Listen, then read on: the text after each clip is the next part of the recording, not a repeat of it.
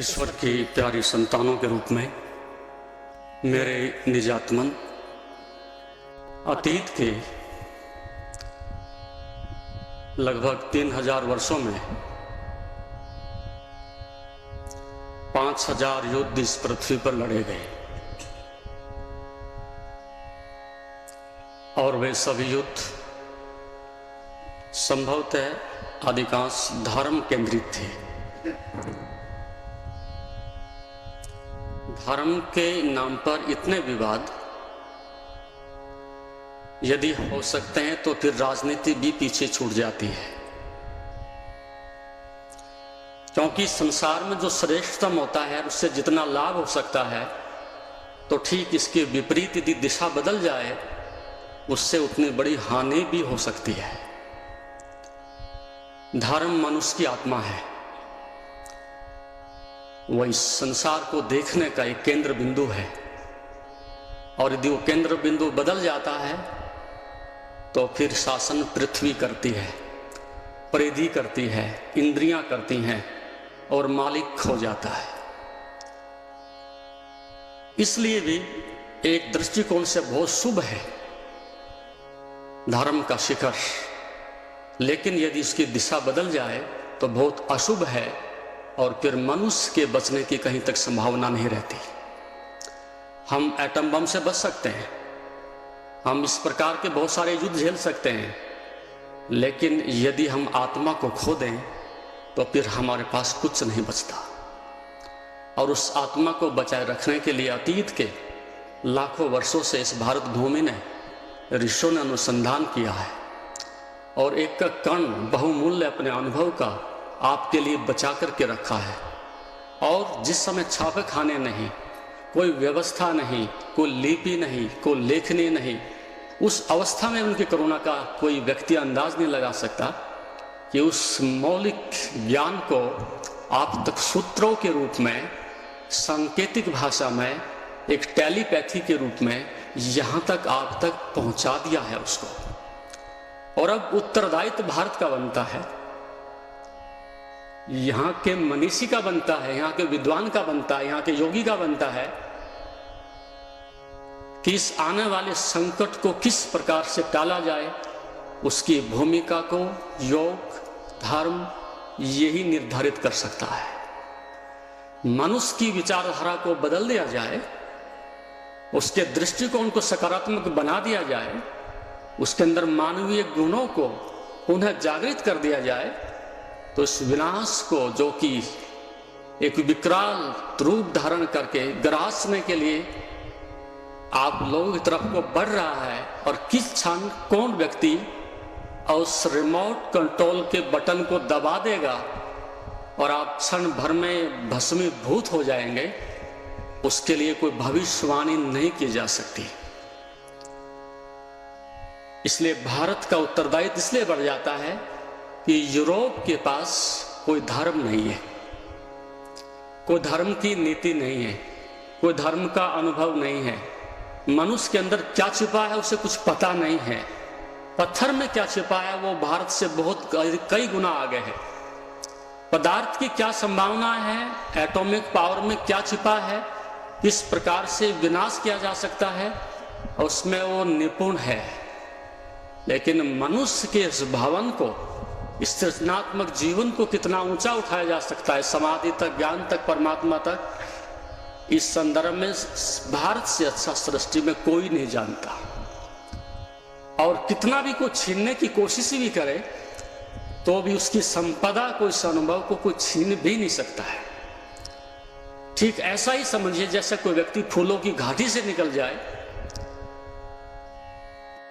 और फिर रेगिस्तान में पहुंच जाए तो वहां का व्यक्ति भी इतना तो अनुभव कर ही सकता है कि व्यक्ति जो है फूलों की घाटी से निकल के आया है। उसके कपड़ों में इतनी सुगंध तो फूलों की समाहित हो ही जाती है कि दूसरा व्यक्ति अनुभव कर सकता है कि फूलों से निकल के आया है। इसलिए भारतीय संस्कृति कितने भी गर्त में जाए, कितनी भी बिखर जाए, लेकिन फिर भी इसके पास एक लंबा अनुभव है। उसके वस्त्रों से सुगंध को समाप्त नहीं किया जा सकता। उसके अंतःकरण में कहीं ना कहीं वो करुणा, प्रेम, सहानुभूति, योग, तप, तान, त्याग कुछ ना कुछ कहीं ना कहीं झलकता है। स्वामी रामतीर्थ जब अमेरिका से लौट रहे थे, वहाँ कार्य करके कई महीने, वहाँ के लोगों ने कुछ धन राशि इकट्ठी की, कुछ प्रशंसा पत्र इकट्ठे किए, और वो जब उनको एयरपोर्ट पर विदाई देने के लिए आ रहे थे तो स्वामी रामतीर्थ ने कहा कि ऐसा करो, प्रशंसा पत्र तो समुद्र में फेंक देंगे। तो बोले महाराज हमारे पास तो कुछ था भी नहीं, हम दे भी क्या सकते थे। 2 शब्द हमारे पास थे, वो हमने जो है एक पत्रक के रूप में, प्रशंसा के रूप में, ताकि भारत वालों को संदेश पहुंच जाए कि यहाँ इतना सम्मान मिला है वहाँ के ऋषि को, तो हम इतना ही आपसे निवेदन करना चाहते थे। तो उस ऋषि के शब्द, उसका अनुभव और जीवन, उसने कहा जहाँ के लोगों को एक वक्त रोटी नहीं मिलती, तन पर कपड़े नहीं मिलते, पढ़ने को स्कूल नहीं होता, वहां और मेरी प्रशंसा की जाए, ये बेईमानी है। नहीं, ये नहीं होगा।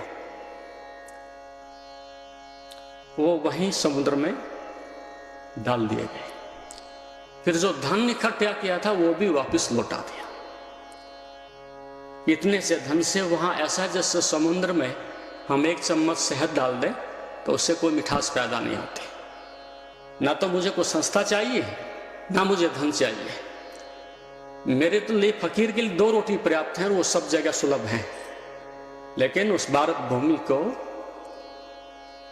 और इधर आपको, दोनों को मैं ये देखना चाहता हूं कि आप भी ऊंचे उठें और वो भी श्रेष्ठतम जीवन को जीने के लिए अपने उस गौरव में जीवन को, उस अपनी समाहित जो धारा उनके जीवन को ऊंचा उठा सकती है, वो फिर से उनके साथ जुड़ जाए। कि तुम्हारे पास धन है और उनके पास ज्ञान है। एक कदम तुम आगे बढ़ जाओ और एक कदम वो आगे बढ़ जाए, और जो बीच में समुद्र की जो खाई पटी पड़ी है ये मिट जाए तो दोनों का कल्याण हो सकता है। तुम्हारी टेक्नोलॉजी और उनका आत्मज्ञान, और तुम्हारे हीगल और कांट और शोपेनहावर और दुनिया भर के जो तुम अपने लिए फिर रहे हो ये फिलॉसफर, इतना तो वहां का किसान जानता है, वो उनके रक्त में है।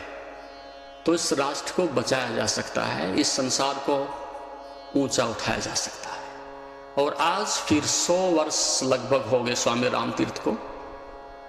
1904 में उनका शरीर पूरा हुआ संभवतः है।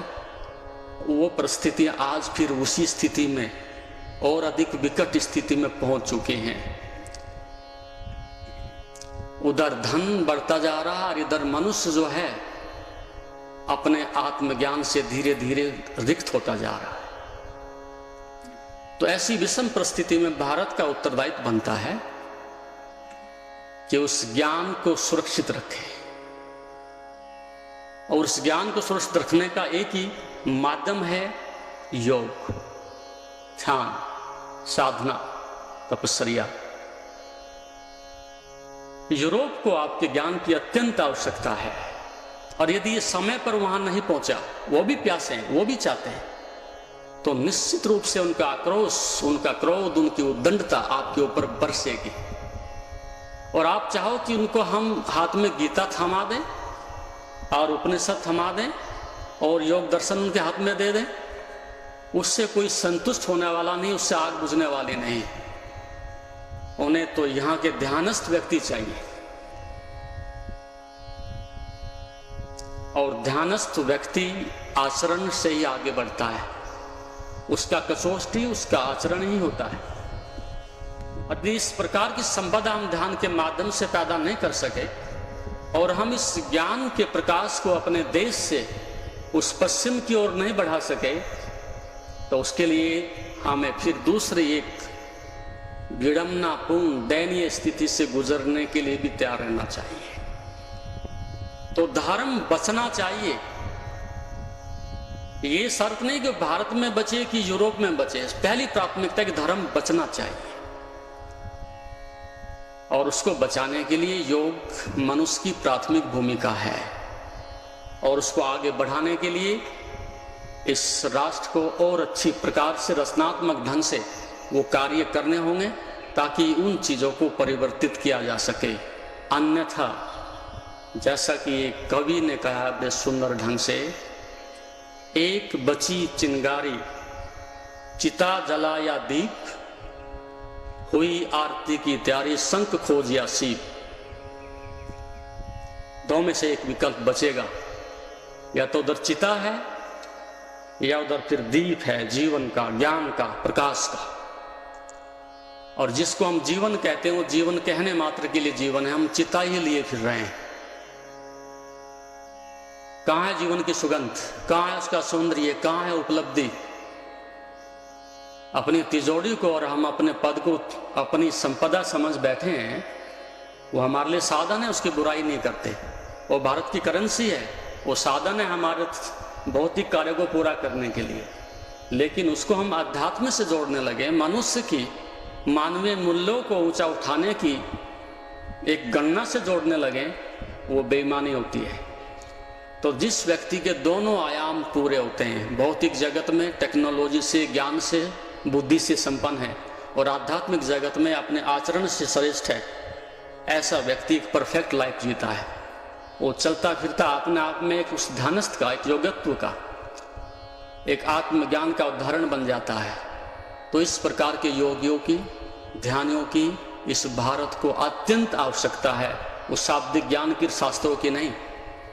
तो मैं चाहूँगा कि आप यहाँ पर प्रत्येक वर्ष आते हो इस दीप को प्रज्वलित रखने के लिए, इस धारा को आगे बढ़ाने के लिए, इस ज्ञान को उज्जवल करने के लिए, इस जीवन को आनंदमय बनाने के लिए आप लोगों के कंधों पर अधिक उत्तरदायित्व है। उसका पूरा करने के लिए आपको भरसक प्रयास करने होंगे, तभी हम इस कार्य को करने में सफल हो सकेंगे और जो पुरुषार्थ किया है उसका प्रसाद आपको प्राप्त हो सकेगा। तो चिता जला या दीप, दो में से एक विकल्प होता है, या तो मृत्यु का आलिंगन करो और अन्यथा फिर धर्म की अग्नि से हाथ मिलाओ। दो में से एक ही विकल्प चुनना पड़ता है, या तो मरने के लिए आत्मसमर्पण कर दें और या फिर जीने के लिए अपने आत्म बल का प्रयोग करके हम खड़े हो जाएं। अन्यथा सीप ढूंढते रहोगे, शंख कहीं भी नहीं मिलेगा, अंदर का नाद खो जाएगा, अंदर का प्रसाद खो जाएगा, अंदर का वो ओम खो जाएगा, जिसके लिए सारी सृष्टि जो है उसके चारों ओर घूम रही है, उसी से गतिमान हो रही है, उसी से धर्म की दिशा में आगे बढ़ रही है। तो वो शंख मनुष्य के अंदर है और उस शंख को खोजने के लिए ध्यान सबसे उपयुक्त एक मार्ग है, सुरक्षित है। मंजिल तक ले जाने के लिए, अग्रसर करने के लिए आपके पास एक वैज्ञानिक साधन है, तो आप उसका उपयोग कर सकें और चिता से पहले अपने जीवन का दीप जला सकें। इससे पहले कि मरुस्थल में आप लोग अपने इस जीवन को इस प्रकार से उजड़ते हुए, देखते हुए, नष्ट होते हुए, उस धारा में विलीन होने से पहले अपने को उस उद्यान में, उस सुगंधित बगीचे में, उस फूलों के बीच में ले जाएं, जहाँ मनुष्य का जीवन उसको चारों ओर से सुगंधित द्रव्यों से घेर लेता है। उस प्रकार का आप प्रयास करें। इसलिए मैं इन्हीं शब्दों के साथ अब इस चर्चा को समाप्त कर देना चाहूँगा। पुनः इन्हीं शब्दों के साथ कि आपको हर प्रकार से, हर कीमत पर अधिक से अधिक अपने जीवन को उस दिशा में मोड़ने के लिए ईमानदारी से, निष्ठा से, पुरुषार्थ से अधिक प्रयास करने होंगे। इसमें तुम्हारा ही नहीं, पूरे विश्व का हित इसमें समाहित है, वो आपको करना होगा। ओम शांति। जैसा कि आप जानते हैं, शरीर को स्वस्थ और मन को शांत बनाने के लिए योग ही एकमात्र साधन है। जीवन को योगमय बनाने के लिए व योग दर्शन के मर्म को आत्मसात करने हेतु गुरुदेव के आशीर्वचनों को श्रवण करें। उनके द्वारा दिया गया मार्गदर्शन आपके जीवन में सकारात्मक बदलाव लाएगा। अगर आप पतंजलि योग दर्शन सीखना चाहते हैं और इस प्राचीन ज्ञान को अपने जीवन में शामिल करना चाहते हैं तो हमसे संपर्क करें। हमारे योग सत्र न केवल आपके शरीर को स्वस्थ बनाएंगे बल्कि आपके मन और आत्मा को भी संतुलित करेंगे।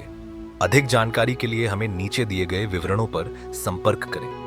हमारे साथ इस योग यात्रा की शुरुआत करें और अपने जीवन को शांति और सकारात्मक ऊर्जा से भरें। धन्यवाद। आपका दिन शुभ हो। ओम नमस्ते।